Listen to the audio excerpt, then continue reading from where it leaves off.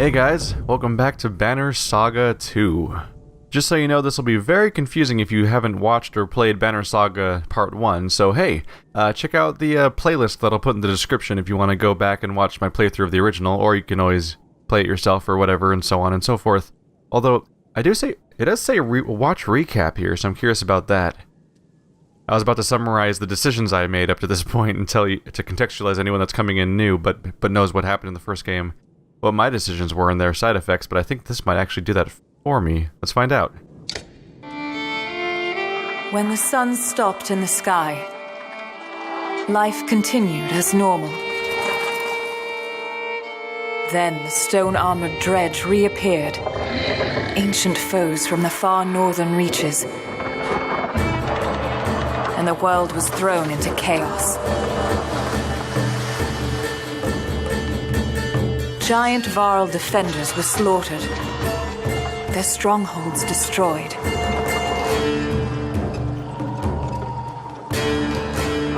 Now Haakon is the Varl king and protects who is left of his race. Rook, a humble hunter and father of Alette, found himself leading frightened clansmen towards safety. His caravan crossed paths with Juno and Eyvind, two of the mysterious spellweavers known as Menders, who know something about the massive, mountain-breaking serpent on the loose. In Borsgard, a town under the protection of the mercenary leader Bolverk, both Varl and human stood against a dredge general, the immortal Sunder, known as Bellower. Juno devised a way to stop Bellower, but it cost the life of one held dear.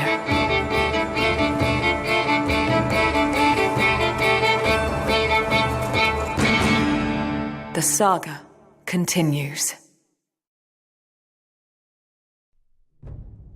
Okay, so it does recap the story up to this point in a general sense, but not any of the individual decisions. So just as a vague recap, particularly for who's dead and who... Some people that I think were optional that joined my party. So Egil died back in Skoker trying to protect Alette. Gunnulf died with the cart that goes off the ledge. I didn't make the decision, actually. It was the only time I lost a battle during the first 90% of the game, where Haakon got wiped. He got KO'd, and as a result, I didn't get to make a decision for that part, and just found out when I woke up that Gunnulf was already dead. So that was a fun surprise. As the humans with Rook, we did our best to defend the Varl location. We stuck it out for the full several days, but then ultimately at the end just tried to destroy the bridge. Got exiled. I'm pretty sure all the Varl are all dead, well, all the ones that stayed there. Onef and Ekkel both joined our party, and Onef staged a coup and tried to wipe out our entire party and our leadership because he didn't have confidence in Rook's leadership, or so he said. And because of the fact that Rook had his daughter kidnapped there, I thought it would be unfitting for him to try to risk her again. So when it came time to craft that silver arrow, he's the one that took the shot, and he's the one that paid the price. So now, if I'm right, I think Alette is going to be the one leading our group. Let's go ahead and get started. Oh yeah, pick a hero. So I guess that really narrows it down, but I'll be importing a saved game. Oh, right. And Oddleif trained the women of the tribe to be archers, so I got the character Nid. I got a few other characters that you'll recognize, probably, if you know about them.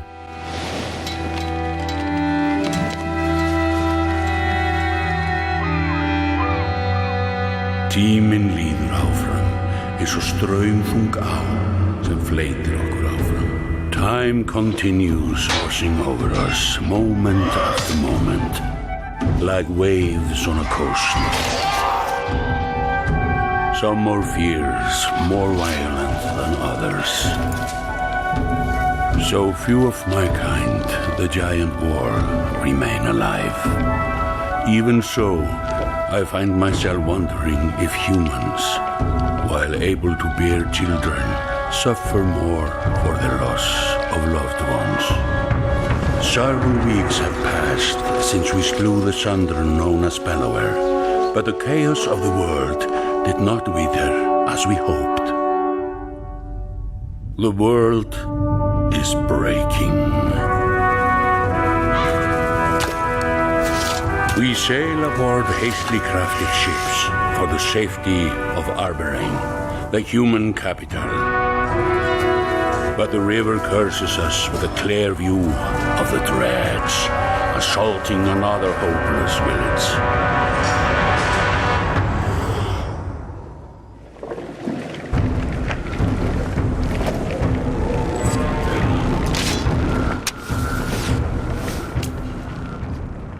Move away from those glowing rocks. This one's mine.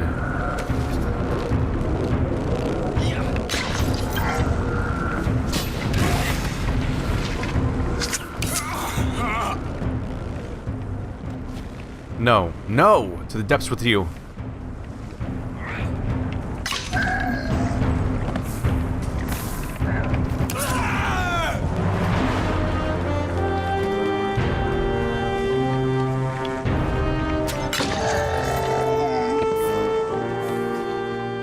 We'll handle the rest. Pull back.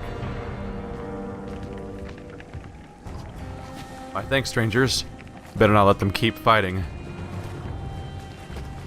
Drag her on the screen to see your surround. Yeah, that's the usual. These portraits, the order of initiative, left to right. Yes. Well, it's the basics we already covered before. Movement comes before action. Some heroes fill more tiles than others. Yep. The Varl are larger. Click the tile to move to. Then click the check mark to confirm. Yep. So we're fully in tutorial mode right now. Something just occurred to me. It just occurred to me that, okay, strength counts as health. Yeah, I'm just sorry, I have to double check to see if anything's new, but I think this is all the same information we already covered in the previous game. This over the last week. 7 strength, the strength attack will kill it. Yes, yes. So that's all we need. What occurred to me is that, only Rook really knew about the fact that the Silver Arrow was basically a lie, and that the Sundar we defeated basically isn't dead. So unless Juno decides to tell somebody else, people are flying blind with the idea that he's dead, and if he does wake up, like was suggested, we could be in some serious trouble later on. He's down. Each time you kill, your renown grows. Yep. Said the saga continues for 5 renown, so I think we just got 5 renown for importing our save as a little reward there. That guy's got a crazy animation. He just randomly spins his dagger on his hand. That's crazy. Let's zoom in on that so you can see it if it happens again. Without an enemy to reach, this Dread Grunt will choose to smash an obstacle in his way. That's new. Obstacles weren't even in the game before. Obstacles on the combat board will make you change tactics, so plan wisely to make them work to your benefit. It blocks movement and it's destructible. Alright, so if he can't target a player, he'll target an obstacle. Good to know. It's Haakon's turn. All heroes can use willpower to boost their actions, because he's out of range. So we're going to move up to where he can get with his willpower. And here's all of his options, including, yeah. I assume that they're gonna make me do a certain action, right? Sundering Impact allows him to hit so hard that multiple adjacent tiles take damage on hits. Oh, I have to let him talk first. There we go. Confirm your target. Take that AoE. The powerful strike. There's only one enemy left. You enter Pillage mode. During Pillage mode, each hero moves in order, and there are no more guaranteed turns. Which is an important thing for those that don't know, because the game constantly goes between blue, red every single turn. So the moment that you enter Pillage mode, everyone gets a turn, which means that the fact that you're outnumbering somebody 4-1 in this case means that you get 4 actions for every one of their 1. Which normally is how all games work, but in this case, it only works when you're down to the last enemy. If a character does not move on his turn, he can rest for 1 willpower. Yep. Which is what he just did automatically, apparently, without... You'd think they would tell me to do it myself. Looks like this dredge is in some trouble. Alette won't be able to finish the job with a normal attack, but willpower can get her to boost damage. So we're just gonna boost her... He has 3 health, so if we give him 1 more willpower, we'll hit him. There we go. But willpower is a limited resource. It's like mana.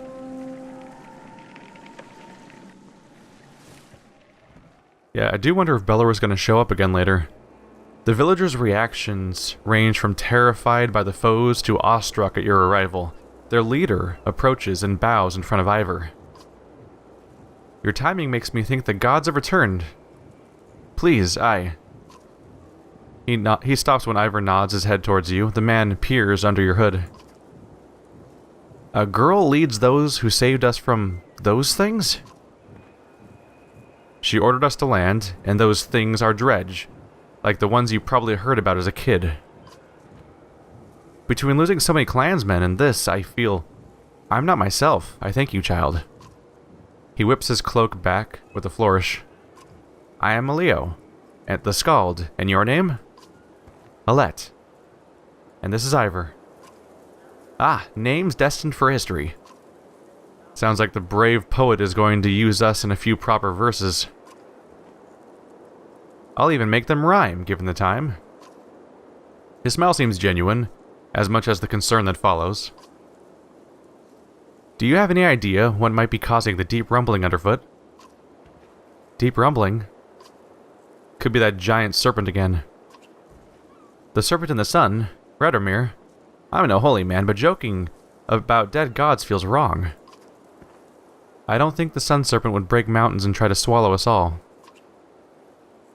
Who could say what the sun stopped in the sky like it is? Elio looks skeptical. Tell me, did you just come from Borsgard? We heard rumor that the Sunder Bellower was sacking the town. Talking about Sunder will only make people panic. But if Bellower is nearby, we all should know. The Dredge have your people ready to fight, but Sunder attacks? It might scare that out of them.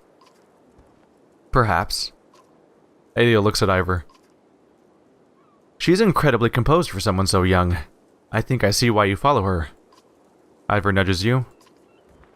What did I tell you? Funny.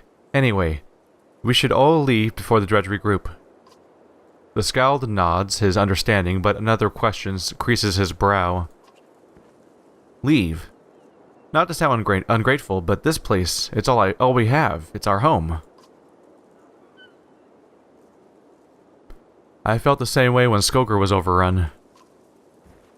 Except we had the sense to leave while we were able. But my children, you don't understand. I know exactly what it means to be a child stripped from your home and family. Elio takes a step back before lowering his head. Packing and tending to our dead will take some time, but I'll have everyone on the ship soon. You watch Elio rejoin his family. Moves his hands too much when he talks, it's unsettling. You smile but say nothing. People thinking we're heroes now? The world is breaking in more ways than one. It's not the first time you've been called a hero, Ingvar. Ivar, your father's closest friend, looks unamused. He is one of the giants known as Varl, and has fought Dredge in the Northern Winters. Personally killed one of their generals, the Sunder Rays, and lost an arm to the Sunder Bellower. Your humor reminds me of your father's, since we're talking about things we'd rather avoid. I know he's gone, but I don't know how to let him go. No doubt Oddleif could help more with that than a fatherless, loveless Varl like me. You look up to see Ivar staring off in the distance. Rook was the closest thing I had to a friend. I wish I would have done more to protect him.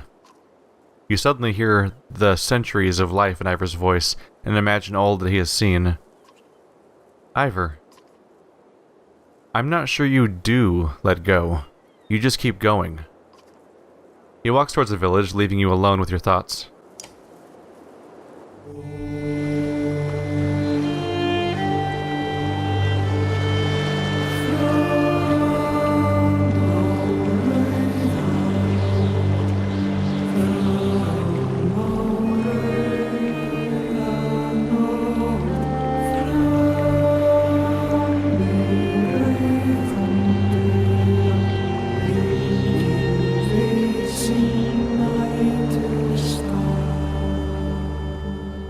Chapter 8. From their homes must well flee. Well, we immediately lost supplies and morale based compared to, I don't know, whatever our previous number was. Actually, we probably have the same number we had before if we're importing a save. I imagine as much anyway, so here's Ubin. The traveling merchants are surprisingly well stocked. Ubin, the old Varl, dubbed Scrivener, says, "Since Borsgard, our numbers have grown. People have scavenged for food and eaten it too. Regardless, we'll need plenty of supplies considering our destination." What kind of supplies? Stuff like food and mead for the trip. The merchants have got a few interesting items as well, but folks can't eat those in lean times. You'll have to choose wisely. Even your renown will only stretch so far. How much renown do I really have? I'm just some girl that escaped Skoger. I guess we did kill Bellower, but apparently that word hasn't stretched to this location, well, aside from the bard. Where can I find the merchants? You can't miss them, he says. A group of tents they call a market. Thanks, Zubin. Of course, he says. Oh, almost forgot. There's something ruffling the feathers of the ravens, the mercenaries who followed us from Borsgard. Chat with their leader, Bolverk, but be careful. He's not like other Varl. So we're I don't think I picked up on this before, but Bolverk sounds a lot like Bulwark, which is an interesting thing because it's a defensive structure, and he was the guy that we met right before we did the big siege. There's definitely little hints of exposition here and there to remind us of what's going on in the story. This medallion shows you the amount information of caravan, including population, supplies, renown, number of days have passed. So we're continuing the chapter count, which is now chapter 8 instead of chapter 1. But the days reset, interestingly enough. I guess you could say this is day one of Alette's story. That's not really true, though. She was in the previous story. I guess they're just doing day 1 in every episode. This banner indicates that you have enough supplies to provision for 28 days of resting or travel. The larger population requires more supplies per day to survive. You can get supplies at the market. Welcome to tutorials. So every renown will give us 5. We need 8 supplies per day to survive. So we need to spend... Our ratio here is that we need to spend, what, like 8 renown for 4 days? Let's not do the math right now. It's fine. There's about a 2-to-1 ratio between spending renown and getting days of supplies. This shows that what you have. You have 225 supplies, but they last 28 days. Your 14 renown is available. Yeah. Click this button to add more supplies to the caravan. Click.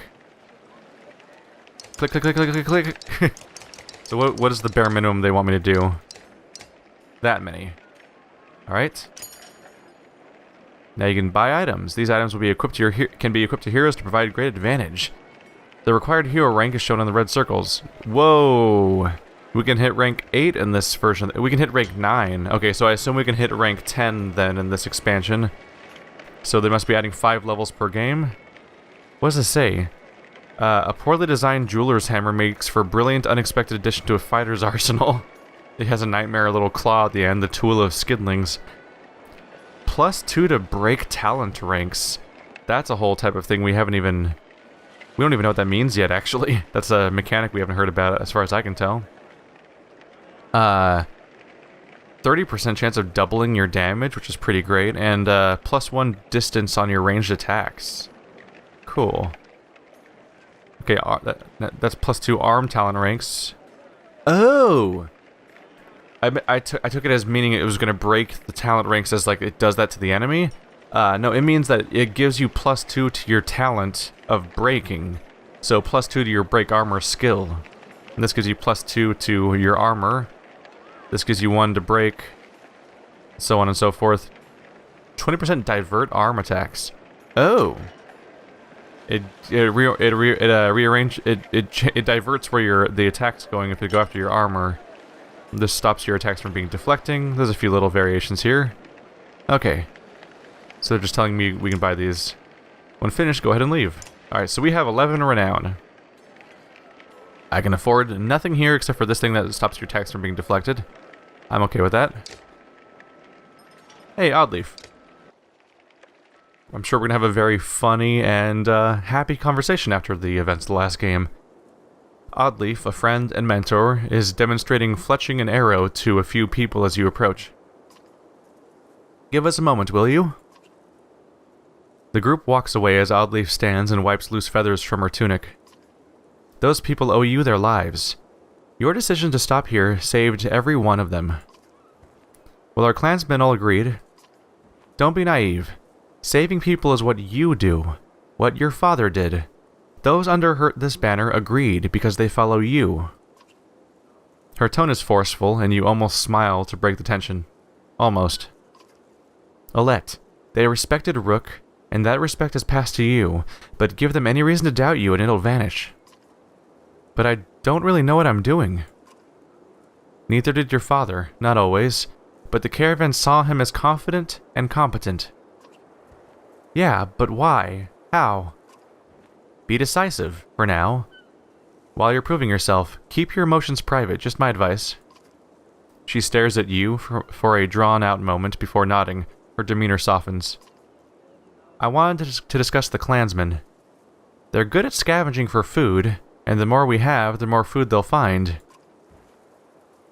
Training some of them to fight would help keep the others safe, but it takes time, and I'm not sure we have much of that to spare. As our leader, you're expected to decide how many fight and how many look for food. I'll keep that in mind. Thanks, Odd. You turn to leave, but Oddleif stops you. She grabs you in a tight hug. Rook had a way of making it easy for all of us to be stronger. Her words seemed to be as much for her as they were for you. Well, time to get a big ol' sense of imposter syndrome. Poor caravan morale causes a -2 willpower penalty in battle. Maintain sufficient supplies and rest in camp to improve morale. Hey, we have more supplies. Oh right, because I bought those a second ago. Ignore me. The Varl mercenary leader, Ballard, and a rather large female fighter are talking to Juno, a member of the Spellweaving Menders Council. Ballard looks annoyed. Nothing unusual. There is no haggling on this.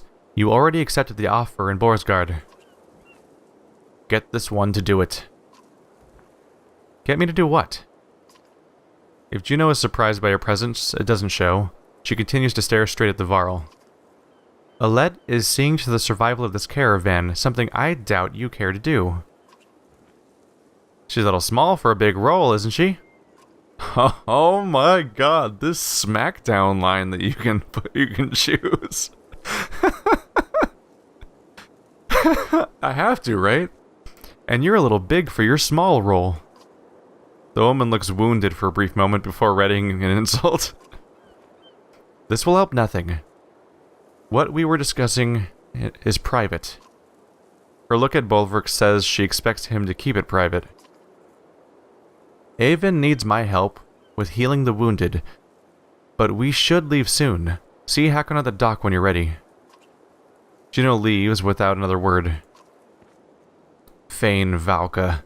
One of these days, Claw and Fang will get thirsty for Spellweaver blood. Claw and Fang? His axes! The large axe heads are polished, the blades sharp, and the cheeks scarred from plenty of use. But it's the gray handles that stand out. They're unlike anything you've seen before. So you're leading this rabble now. Only to Aberang. Then it's King Meinolf's job. Like he's got the answer to any of this, he'd royally piss himself, Veersaw Dredge. The pig-tailed fighter laughs. What's your name? I'm Folka, a shield maiden in charge of keeping the ravens alive. Bolver gives her a stern look, but she doesn't back down. I already know who you are, chieftain. I heard there's a problem I should know about. The Varl seems to grow taller and more wild as he takes a step towards you. You stopping to save every Fane idiot along the river will get us all killed. Makes more sense to only stop the ships when we need supplies. And get rid of half these useless people too, they're slowing us down. That's not going to happen. We'll see what happens when you really get desperate, kid. If you're even still in charge of these fools. Bolverk snorts and turns his attention to a large, sealed cart behind him. His bear-cloaked back indicates the conversation is over. What do you think about the idea of if I just kick you out, huh? You like that idea? Sound fun? because I could do that too. Show him who's chieftain. Let's see. Look at these little characters down. That looks familiar. I can't quite tell if that's the older Varl that's part of our crew. He probably wouldn't be part of the environment, though, because he probably could be dead. It's probably just generics. Let's go ahead and rest a bit. Our poor crew is just obliterated. Now we're down to -1 willpower. Boom. Neutral willpower. Nice good old improved morale. And all we had to do was totally ruin ourselves by losing all of our supplies. Okay, we can't look at our crew at all from here, so I think we're supposed to just move on. Let's head out. The wooden planks of the well-used dock creak as you walk across them. Haakon, a warrior recently acknowledged as King of the Varl, paces on the dock. Not sure I was made for this, he says as you approach. Commanding in battle is one thing, but deciding how many chickens we need to bring... I'm just as lost as you are at this. Never thought I'd have something in common with a human girl, Haakon says, smiling. But you still have to prove to your people a girl can lead. I don't envy you that battle. He looks around and shrugs. Looks like we're ready. Let's sail. Well, that is an unexpected little bit of kinship. Haakon might actually become sort of a peer and confidant in some level, being someone who is in the exact same situation of being thrust into a leadership role that they never sought. Alright, let's head out. After lighting the funeral pyre... That startled me a little bit. The last villagers find seats on your rickety longships built of scrap wood and scavenged in Borsgard. The ravens find space around a large cart on their black-sailed vessel. Oars slowly move all the boats into the river's current.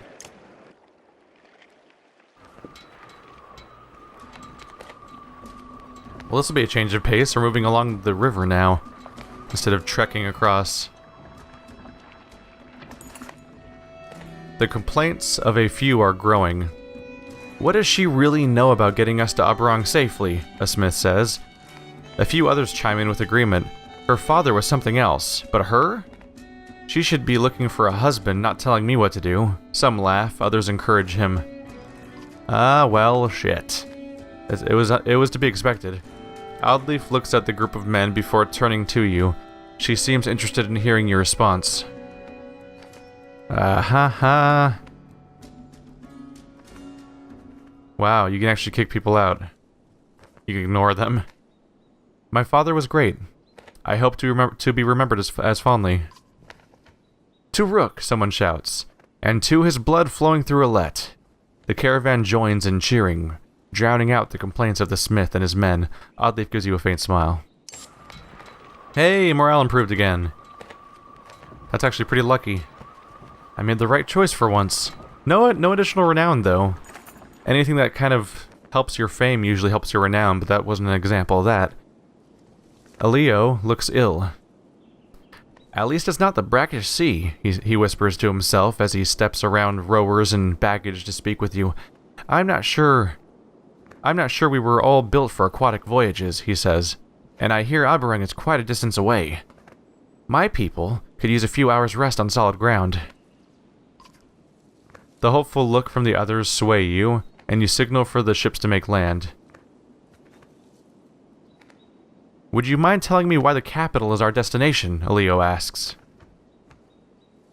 Alright, so I didn't get a decision about whether or not we were going to stop. That just had to happen automatically, apparently. We can say that the walls have never been breached. Juno says the menders can protect us. It's the farthest place from the dredge, and it just is. Now help.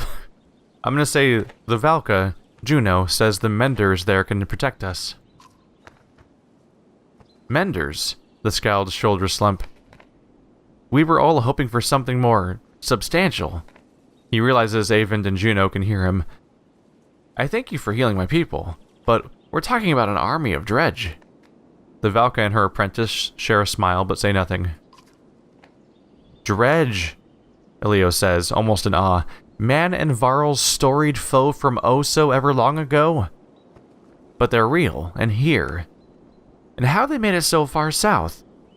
His glance at the Varl is met with both anger and shame. The long ship rocks gently, and the Skald grabs a rope to steady himself. If only we had the fabled horses to ride upon, we'd outpace the dredge and be on sound footing. His dramatized misery is almost as amusing as his thanks when he steps back onto land. That is a point that's worth noting. Like, yeah, we just don't have horses in this universe, do we? This is the map of the world. You can explore by dragging the mouse to pan. Hello. That's where our character is. The caravan recently embarked from Aleo's village and is traveling westward down the Ormsa River. So Borisgard is where we did built the buildings in the first place. Yeah. Prior to arriving in Aleo's village, the caravan had hurriedly embarked from Borisgard in the wake of the devastating siege laid by Bellower and his armies. They're telling me that I can read about it. Borisgard, an aging and senile mess of a city that can't remember whether it wants to sell you something or steal everything you've got. While Ormsdalr grew early into an important hub of trade, its twin city Borisgard became the place to buy things nobody else was willing to hawk. It's greatly supported by the potent items harvested in Ranavik and Tissel, which, you know, Ranavik is already destroyed, so whoops, don't know about Tissel yet. And plagued by huge disparities between extremely rich and suffering poor. Where was Tissel? I don't know. Oh, it's somewhere in the forest, so we've never visited it, but Ranavik's over there, and it is gone. Caravan is attempting to reach Ormsdalr by river on the way to Arborang. Ormsdalr? As Storm led some of the first men east, Ormsdalr was one of the most important places they settled. Nestled in the crook, where the Ormsa River splits, if Borisgard and Ormsdalr were twins, Ormsdalr would be the righteous brother trying to keep his evil twin from hurting anyone else. Seems like a pretty great place to go to, then. And then there's our ultimate goal of Arborang. That is far from a straight line. It'd be basically an exact straight line if we were on land, but this river's going to take us a meandering and roundabout path. But it might be safer, although if we're already past the dredge, maybe it won't matter. I assume we're going to fight the dredge everywhere, though. Reaching Arborang, the human capital, is the ultimate goal of the caravan. It is hoped that the walls of the ancient city will provide safety against the deepening catastrophe. From humble beginnings to the eventual seat of power for the king, Arborang is the most populated and contested city throughout the human lands. Its towering obsidian walls have been pulled from the depths by the weaver power of its menders. As each new generation of residents builds another ring of walls, the city continues to grow larger, more indulgent, and more dangerous. A series of ringed walls, huh? There's a vaguely Attack on Titan feel about that concept. But I get the feeling that we're going to have a big siege at some point in the storyline of either this game or the next one, where the dredge or some other enemy probably are beating their way through one wall after another. The Borisgard kind of set the precedent there. So up here is Grovheim, which is the capital of the Varl. But it was obliterated by the time we reached it, and is just completely gone. So they tried to make their way down to Einartoft as a last stand for the main Varl government. And it was basically like Helm's Deep. It was a really cool defensive structure. They got obliterated there. So not a lot of Varl left. Got a decent army of them ourselves, but they don't exactly make new ones. So that's definitely a dying race. The world map is covered in many locations and holds much lore. You can explore the map at any time, clicking on locations for more information. Okay? I just wanted me to click on something so I could move on. Okay. When you're finished, click the X. I was wondering when it was going to let me leave. I'm like, alright, I'm ready to go, game. Oh, it's not going to let me go. That's how you get to the map. As you travel, time passes. Yes. Each time it passes, you can lose supplies and so on. Morale drops during continuous travel, and when supplies run low, in order to raise morale, you must camp. A number of days worth remaining of supplies shown here. People will starve and morale drops. Press that button to camp, which is where you can rest your injuries, because if anyone gets knocked out in battle, they lose strength until they heal from injuries.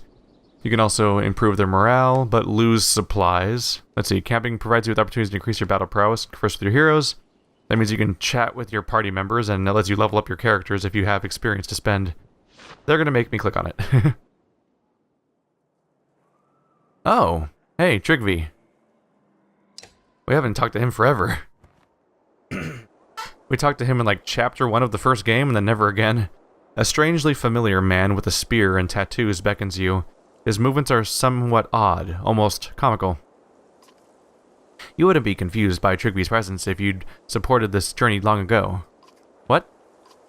The man's eyes glaze over for a moment before clearing. He now acts like your old friends. It's hard to push a spear through a tree. Easier to turn the tree into another spear. Let's just wait for him to continue. What? That's it. Shoo. Now. Ha! Shoo! Trigby starts laughing. It's disturbing, and as you walk away, you hear him singing, Yellow and blue will light to you, light to you, light to you. What? Alright. That was about what I would have expected based on our previous conversation with Trigby, where he is just a madman. He just shouts nonsense, but hey! He's got nice range with his little spears, so that's useful. He's a useful party member, at the very least. And I look forward to his weird outburst in Banner Saga 3, if he survives.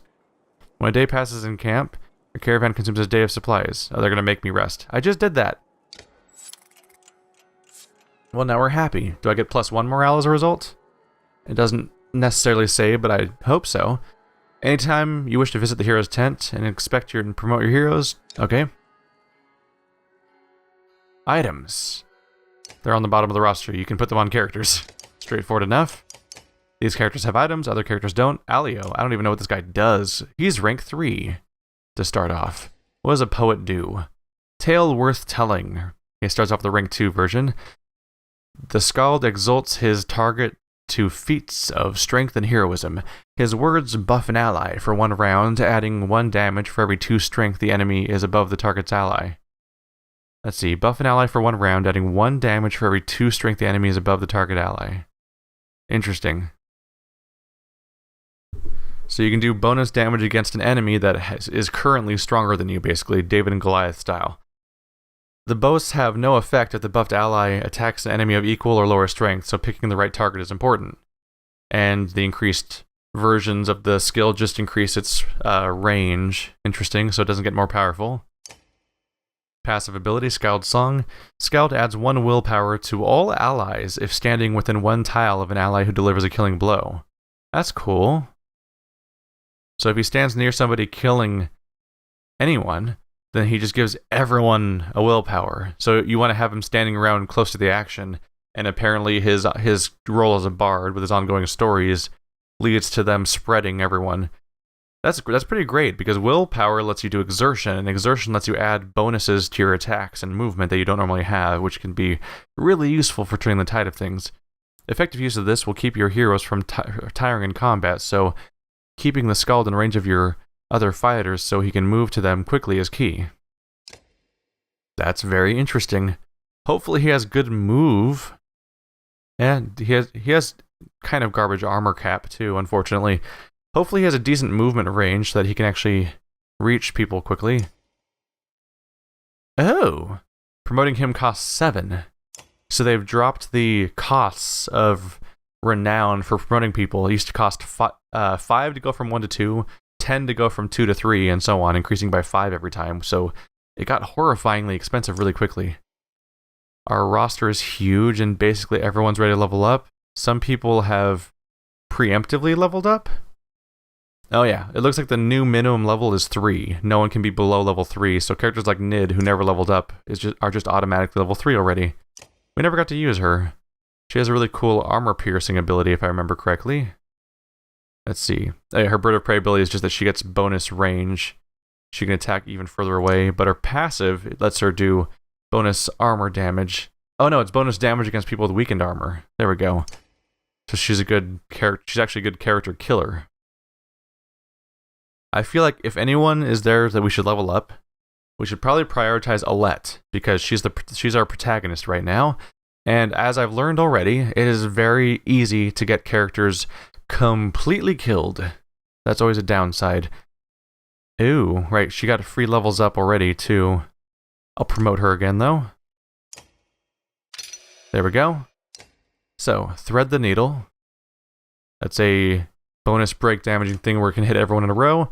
And she also has Puncture, where For every 2 points of armor the enemy has lost, she gains additional strength for her attack, as long as she doesn't move. The key is making her not move, and that's not always easy to accomplish. And she'll be ready for her next promotion, but that's going to cost 9. So they've greatly reduced the cost of promotions. Now it increases by 2 for every level instead of 5. Kind of a big deal. Alright, 4 points available. What do I want to put these points right now? We're pretty close to hitting caps, too. Let's see. In order to do proper damage, it's good to have some exertion, really. I'm tempted to have exertion and maybe some more willpower, but let's go for strength for now. Let's go ahead and cap her strength. Give her the ability to do some proper damage. She has armor break and willpower, so if she's fighting someone in her opening attack, she could use armor break and willpower to take out like 5 of their armor, and then her 10 strength and mixed with puncture may be able to do some proper damage at that point. I hope. I assume that everyone who has a plus sign currently has the ability to... Oh no, the plus sign does mean that they're for leveling up. It does not mean that they have points to spend. But characters like Nid, or maybe Oddleif? No, not Oddleif. Anyone who got automatically leveled up by the free experience we got is going to have some extra points to spend, but I'll spend those as I find them, because obsessing over them along the way would be kind of time-consuming if I checked everyone right now. Interesting how she's all hooded to make her look all serious again. Well, for now at least. The 2 men approach while no one else is around. One is wearing a wolf cloak and missing a hand. The other is a guard with crazed hair shoved into a helmet. Is it Echo? No, I don't know either of these people. So this guy's missing a hand. He has a rapier attached to his cloak. Oh, he has to have it attached in a specific way so that his left hand can draw it easily without dealing with his chopped off hand. Crazy hairdo. Finally, a moment alone with my new leader. Is there something you need? Seems like I should be asking you that. I'm Ruga, the governor of Borsgard. Funny how you never came up until now. Why am I just now meeting you? With the chaos of the siege and the flight of Borsgard, this is my first chance to meet and congratulate you. Your command so far has been impressive. The guard nods his agreement but says nothing. Is this about to be a coup? This feels like it's going to be a coup. So far, should I be expecting trouble? I'm hoping you already know the answer to that. I'm simply here to offer my help before the trouble arrives. What help can you provide? You've never been to Oddleif before, right? I'd never left Skoger before all this. A pretty girl rarely needs to leave her village. I'm sure men were already offering to provide for you. That actually kind of cuts deep, because there was one boy that was very protective of Alette and died protecting her during the opening fight. And that was an optional thing that only happened to me specifically, that could have not happened to other people, so that's specific to her character is kind of a rough stab. But I'm from Oddleif. It's different than anything you can imagine. Different how? It's the seat of power. Twice as many people as Borsgard, all clawing to get closer to the king. It's a sight, but it'll probably scare you. I'm not easily frightened. Really? I've heard you've made it this far without killing anyone. I hope that's not out of fear. I can do what's necessary. Also, she totally killed somebody. She stabbed Oddleif in the eye with an arrow with her bare hands. Remind yourself of that, so you're always prepared to act. I'll teach you what I can along the way. We'll try to shore up the fact that you're a young girl, but it'll take work. He smiles, and with emotion, he and his guard depart. Hopefully he's actually planning on helping me? The fact that he's the ex-governor means that he might be posing to try to take control, and that'd be a problem. Oh, poor morale. Every day, getting worse. But yeah, people that used to be in power have a nasty tendency to try to take it. And Alette would know that well, because that's the person that she stabbed in the eye last time, was Oddleif, the guy who in the chaos, took over control of a town that we passed through. Ahead, driftwood has collected, creating an impressive barrier for the longships. Alternatively, going ashore has its own risks from whatever might be lurking in the trees. So you can try to ram the driftwood and just hope things work out. You can bank the ships and set all axemen to chopping, or preferred a portage will carry the ships around. Carry the ships around, wow. Now, it seems like chopping at it would be the safest thing. Trying to ram it with our boats could do serious damage and lose our supplies, it seems. So we're going to bank and try the axemen and try to chop away the debris. Once you land, Ivor, Haakon, and anyone else with an axe start hacking away with the wood blockage. Thudding sounds fill the air. Moments later, Ruga says, "Damn, we've got company." As Dredge approach from the woods, you realize that you'll have to hold them off until the axemen are finished. Well, there we go. There's our fight. As they said might happen. You're about to enter a battle. If you find the battles too challenging or difficult, or you find yourself needing a tougher challenge, you can modify the difficulty settings. For the record, we're playing on normal, the same difficulty I played the first game in. Don't worry, you can change the difficulty of battles any time before the battle begins. I don't plan on ever going to easy mode if I can avoid it, because I've seen glimpses of easy mode, in particular how they handled the final boss fight of the previous game, and it was so... it seems like minor changes, but reducing a few enemies and putting everyone's stats at like 75% makes the game seemingly so easy that there basically is no strategy or thought put into it, so I don't really want to ever experience that. I'll stick with normal.